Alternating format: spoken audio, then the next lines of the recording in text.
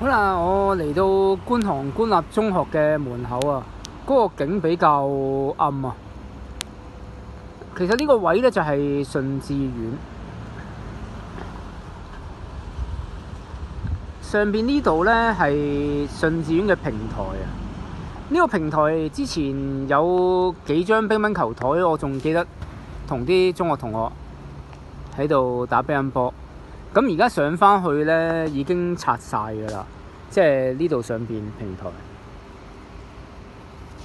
當時都幾沉迷打乒乓波，同埋係嗰2年中4、中5，即係98、99嘅時候，就係基本上係我中學階段最開心啦。到咗中6嗰陣時，啲成績開始走下坡，同埋有啲失咗方向。同埋可能其實本身個英文底子太弱啦，冇心機讀。你越冇心機讀就唔想讀，你唔想讀唔想再掙扎求全，只會一路退步。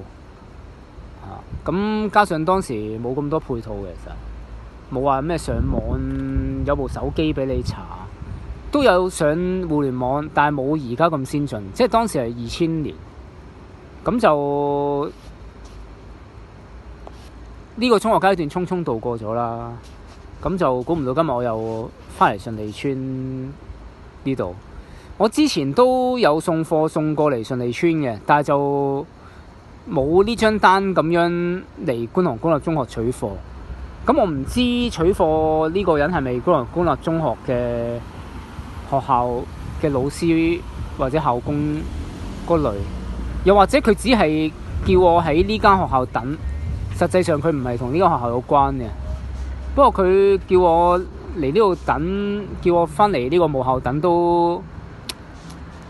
都令我係感觸良多嘅。咁就喺度祝願觀塘官立中學繼續再用英才啦，就可以當係一個反面教材啊。因為我當時即係讀書讀得唔係咁好，可能係好多嘢都係情緒啊，係嗰個你個心理狀態。我唔理你係讀文科、理科定商科，全部都係在於你嘅心理狀態係咪強勁。如果只要你自己個人個精神好，同埋你有自信、有理想呢，你讀邊一科都係冇問題嘅。咁各位莘莘學子，祝你哋有美好嘅前程，同埋努力讀好兩文三語，為你自己嘅人生去打拼啦，亦都為呢個社會貢獻。咁報道到呢度，咁準備去取貨啦。多謝大家。